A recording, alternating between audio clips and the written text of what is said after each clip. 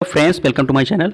Friends, हम यहाँ पे ह्यूमन वैल्यू डिस्कस कर रहे हैं। उसकी ये फर्स्ट यूनिट है और ये सेकंड पार्ट है। पहले पार्ट में हम डिस्कस किए थे कि ह्यूमन वैल्यू होता क्या है और उसमें क्या क्या चीज़ें इन्वॉल्व होती हैं, उसको पढ़ने से हमको क्या बेनिफिट्स होते हैं।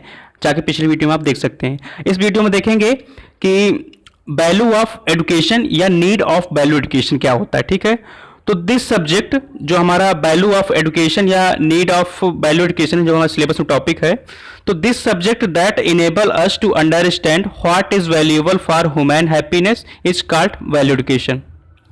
वैल्यू एजुकेशन क्या है? अगर 2 नंबर पर क्वेश्चन आता है तो वैल्यू एजुकेशन को डिफाइन कीजिए। तो यहां पे हम क्या लिख सकते हैं? द सब्जेक्ट दैट इनेबल अस, ऐसा विषय जो हमको समर्थ बना they understand what is valuable for human happiness, जो कि ह्यूमन हैप्पीनेस के लिए, मानवीय खुशी के लिए क्या जरूरी है, वो हमारा हो जाएगा वैल्यू एजुकेशन, शॉर्ट में अगर डिफाइन करें। ठीक, यहां जान लिया वैल्यू एजुकेशन। और वैल्यू एजुकेशन के बारे में यहां पढ़ सकते हैं। यहाँ पे हम इंपॉर्टेंट पॉइंट इसमें डिस्कस करेंगे। बाकी आपको ये नोट्स उसमें मिल जाएगा जो हमारे ह्यूमन वैल्यू के फर्स्ट यूनिट का लास्ट पार्ट होगा, उसके डिस्क्रिप्शन बॉक्स में अगर आप जाएंगे तो उसमें इसका पूरा नोट्स मिल जाएगा। तो यहां देखेंगे जो दूसरा इंपॉर्टेंट पॉइंट है, ये रहा, value education enable us to understand our need. जो वैल्यू एजुकेशन है तो हमको समर्थ बना देता है कि हमारी जरूरत क्या है।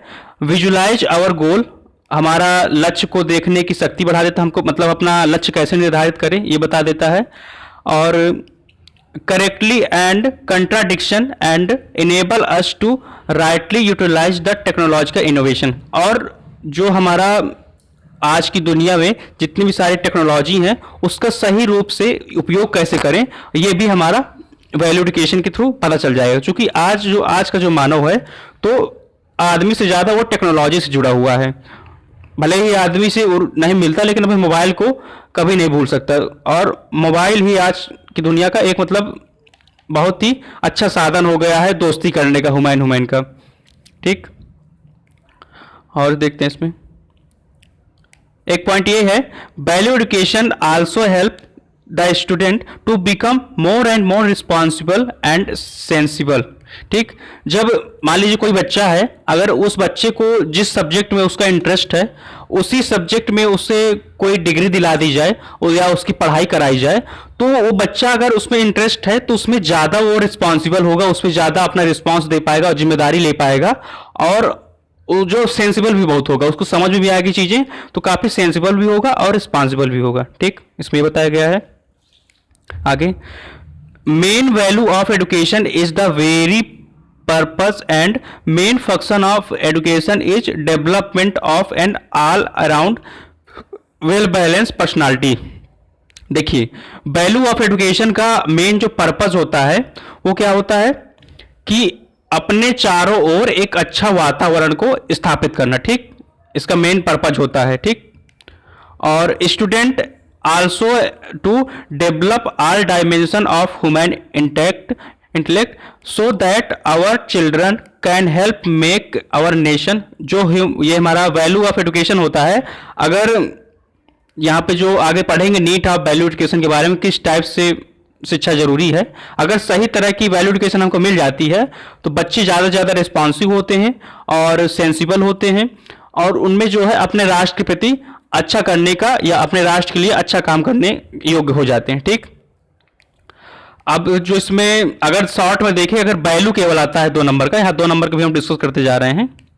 अगर शॉर्ट में आता है वैल्यू क्या होता है, तो वैल्यू क्या होता है, तो all thing that satisfy human desire are good have value. मतलब वैल्यू को अगर एक्सप्लेन करें तो वैल्यू वो चीज है जो ह्यूमन वैल्यू की सभी इच्छाओं को सेटिस्फाई करती है। ठीक है, और वो उसको हम वैल्यू कहते हैं। जैसे हमारे फूड जो है, फूड का एग्जांपल लें, food is good it has value. Food जो है एक रिक्वायरमेंट है बॉडी की, और बॉडी की जो हंगर फीलिंग होती है उसको रिड्यूस करती है, उसको खत्म करती है। तो फूड भी एक रिक्वायरमेंट है, तो फूड की एक अलग वैल्यू है। ठीक है, यहाँ पे देख लिया। अब नीड फॉर वैल्यू एजुकेशन, अभी ऊपर वाले हमने जाना सेक्शन में कि वैल्यू एजुकेशन क्या होता है। अब यहाँ पे जानेंगे नीड फॉर वैल्यू एजुकेशन। तो नीड फॉर वैल्यू एजुकेशन में देखते हैं इंपॉर्टेंट पॉइंट, बाकी आप नोट्स पढ़ सकते हैं जब हम पीडीएफ को अपलोड कर देंगे जो इस यूनिट का लास्ट पार्ट होगा, ठीक। All human beings continuous Aspire for happy life, जो सभी ह्यूमन बींग्स होते हैं तो हैप्पी लाइफ के लिए हमेशा एस्पायर रहते हैं कि हमको हैप्पी लाइफ, सुखी जीवन मिले। And successful further the purpose of education in to provide adequate complete equalise aspiration. मतलब यहाँ पे बताया गया है कि सभी जो ह्यूमन बींग्स होते हैं वो क्या चाहते हैं कि हमारी एक अच्छी, खुशी से भरी हुई और सक्सेसफुल, सफलतापूर्वक जीवन हमारा गुजरे, हमारा फ्यूचर भी एक सक्सेसफुल हो। तो इसके लिए सबसे जो सिंपल मार्ग है वो है एजुकेशन, ठीक है। और एजुकेशन में भी क्या है, वैल्यू एजुकेशन। जैसे जब आप पढ़ेंगे तभी आप कुछ कर पाएंगे, लोगों के समाज में आपके प्रति इज्जत रहेगी और आप कुछ नौकरी पेशा करेंगे जो आपका एस्पायरेशन होगी, आपको कुछ खरीदना है तो उसके लिए पैसे चाहिए। तो वो भी आप जब पढ़ रहे हैं, आपकी एजुकेशन अच्छी है, तब आप अच्छी पोजीशन में जॉब किए, अच्छी पोजीशन में जॉब किए तो आपको अच्छा पैसा मिल रहा है, अच्छा पैसा मिल रहा है तो अपने एस्पायरेशन को आप पूरा कर रहे हैं, ठीक। और वैल्यू यहां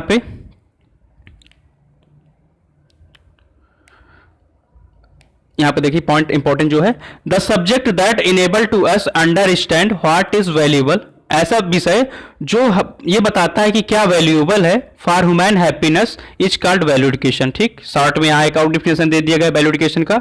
ऐसा विषय जो ये बताता है कि ह्यूमन की हैप्पीनेस के लिए क्या जरूरी है, क्या ह्यूमन को खुशी करता है, मानव क्या खुशी करता है, उसको हम वैल्यू एजुकेशन कर देते हैं। अगर बात करें नीड फॉर वैल्यू एजुकेशन की तो यहाँ कुछ इंपॉर्टेंट हीडिंग है, उनको आप अगर डिस्क्राइब कर देंगे एग्जाम में तो बढ़िया नंबर मिल जाता है। तो अगर बात करें कि नीड फॉर वैल्यू एजुकेशन में तो पॉइंट है, पहला है correct identification of our aspiration, ठीक है। Correct identification of our aspiration हमारा नीड ऑफ वैल्यू एजुकेशन का पहला स्टेप है।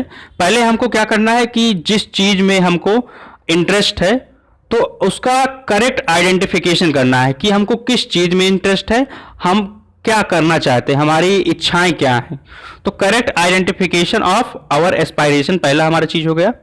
यहाँ पे it is also have remove our confusion, जब हमारा करेक्ट आइडेंटिफिकेशन हो जाएगा क्या हमारी इच्छा, हम क्या करना चाहते हैं, तो सभी हमारी इससे कंफ्यूजन हट जाती है, कंट्राडिक्शन हट जाता है। And bring harmony at all level, और हमारा हार्मोनी मतलब जो जरूरत हमें होती है कि एस्पायरेशन को पूरा करने के लिए वो हमको सब ऑटोमेटिक मिलने लगता है, ठीक है। Correct identification of our aspiration पहला पॉइंट हो गया।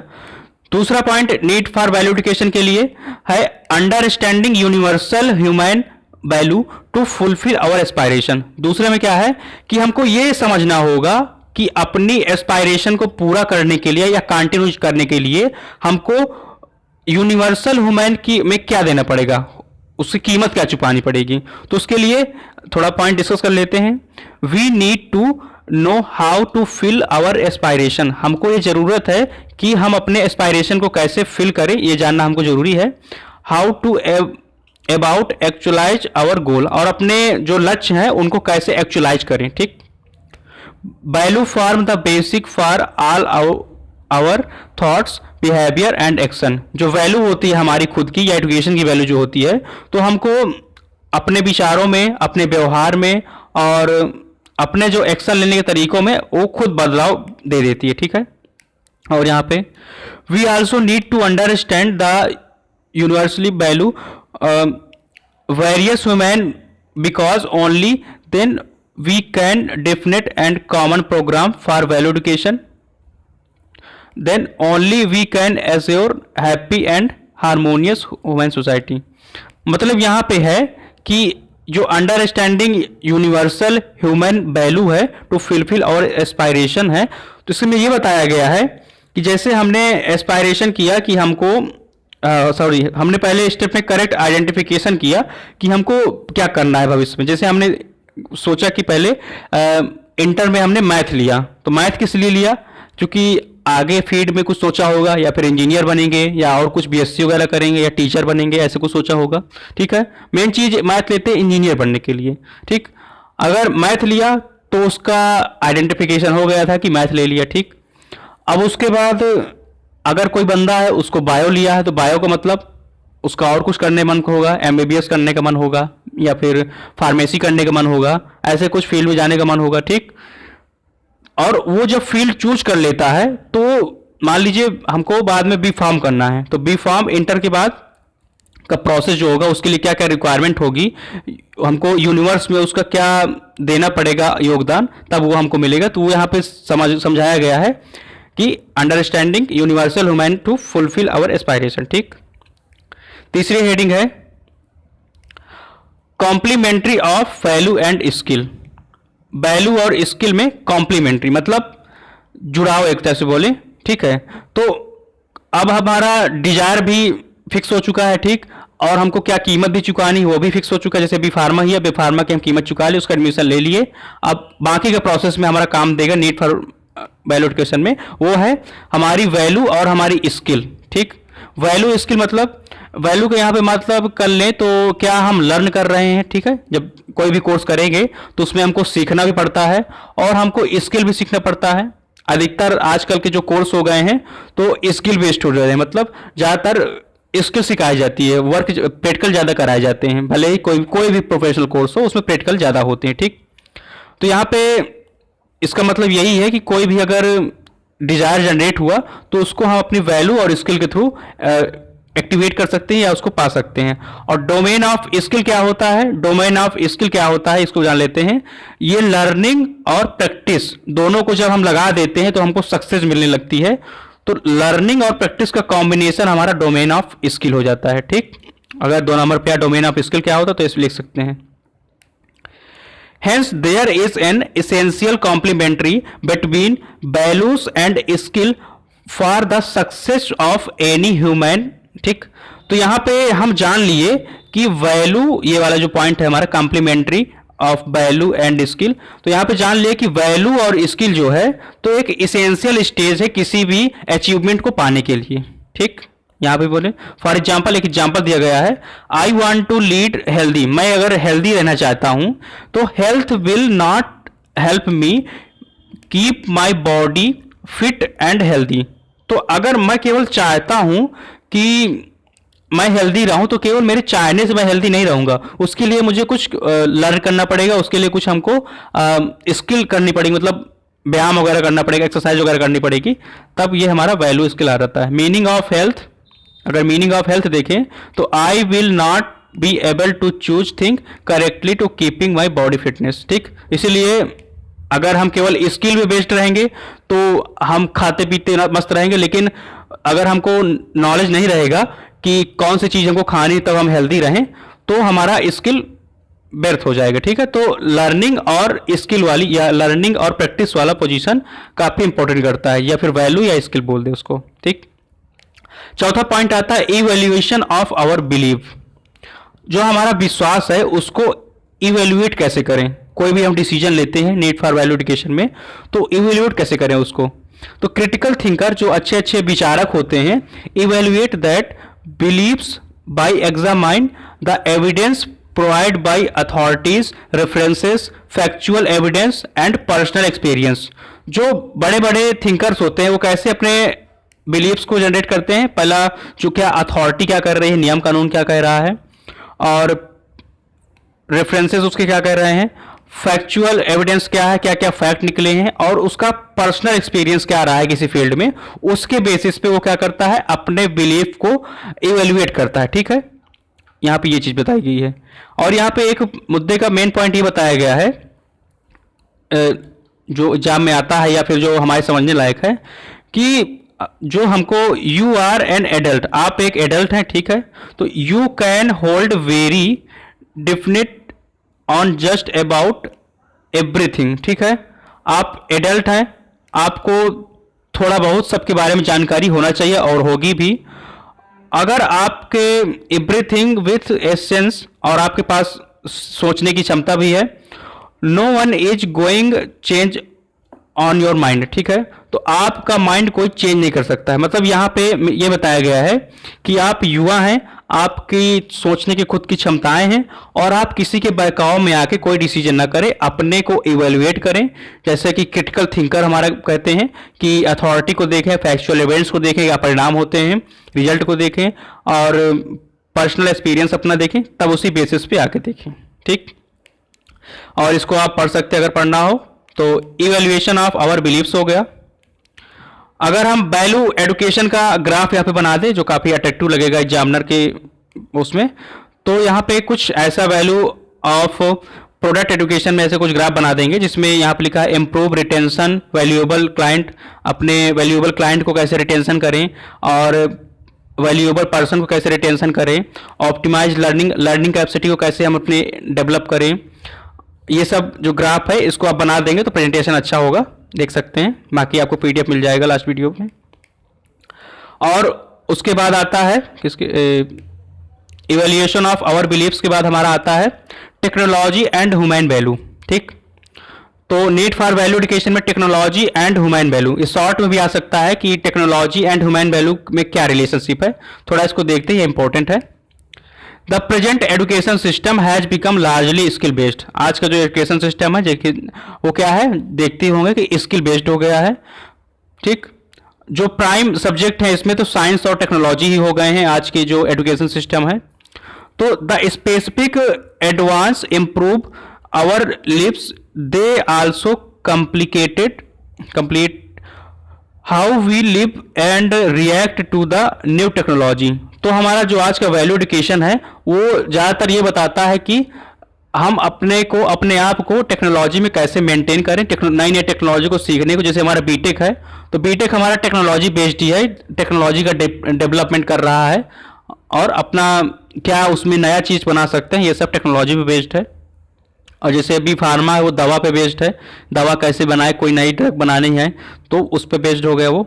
ठीक, और इसमें एक पॉइंट देख लेते हैं जो इंपॉर्टेंट है, it is also significant in field of business. जो टेक्नोलॉजी का महत्व है तो बिजनेस के फील्ड में भी है। जैसे हमको यहाँ पे ट्रांजैक्शन वगैरह का बताया गया है। अगर आजकल की दुनिया पहले क्या होता था, कैश वाला था तो ज़्यादातर कैश लिया जाता है अभी भी, लेकिन अब धीरे धीरे हमारी दुनिया परिवर्तित हो रही है जिससे अब कैशलेस हो रहे हैं हम लोग। पहले क्या होता था, बिजनेस में कैश चलता था तो उसमें 1 घंटा गिनो, ये करो फिर करो, कुछ मिस हो जाए फिर दिक्कत। तो अब क्या होता है, अब कैशलेस हो गया है। तो मतलब टेक्नोलॉजी का बिजनेस पे भी इफेक्ट पड़ा है और टेक्नोलॉजी एंड ह्यूमन वैल्यू का रिलेशनशिप देख रहे हैं। तो ये ऐसा कुछ हम एग्जाम में दिखा सकते हैं। द निगेटिव इंपैक्ट, और टेक्नोलॉजी का कुछ निगेटिव इंपैक्ट भी पड़ा है। अगर 2 नंबर पे क्वेश्चन आता है कि निगेटिव इंपैक्ट क्या पड़ा है टेक्नोलॉजी का ह्यूमन वैल्यू पे, तो negative impact technology on human value is include monopolisation, hidden risk और ग्रेट रिच पुअर। मतलब अकेलापन, जो मानव हो तो अकेलापन, मतलब अकेले रहना ज़्यादा पसंद करता है टेक्नोलॉजी के साथ, मोबाइल के साथ। हिडन रिस्क, और छिप के रहने लोगों से पसंद करता है, मान लीजिए इसका मतलब यही होता है।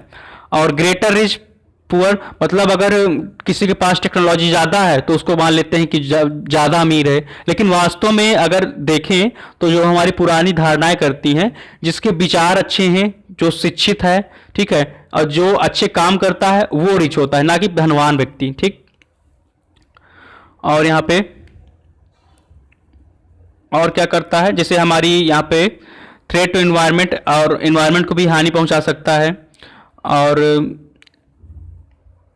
डिस्टेबलाइजेशन को भी कर सकता है, डिग्रेशन भी कर सकता है, मोरल एथिकल को भी हानि पहुंचा सकता है, और ह्यूमन वैल्यू को, मतलब जो ह्यूमन वैल्यू कैसे हानि पहुंचाएगा हमारा टेक्नोलॉजी। जैसे मान लीजिए पहले क्या होता था, बैंक होती थी, बैंक में क्लर्क बैठते थे जो पैसा की जमा निकासी करते थे। अब क्या सिस्टम हो गया है कि मशीन्स आ गई हैं, तो नई मशीनें आ गई हैं तो वो एक लोग का जॉब एक टाइप से सिक्योर के ले रही हैं। ठीक है, तो जॉब भी घटा रही हैं, तो ये एक निगेटिव इम्पैक्ट ये भी है हमारी टेक्नोलॉजी का।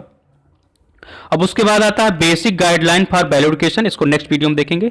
ये पीडीएफ आपको इस यूनिट के लास्ट पार्ट में मिल जाएगा, आसानी से डाउनलोड करके पढ़ सकते हैं। कोई मिस्टेक हो तो क्षमा चाहेंगे बनाने में वीडियो। Thank you.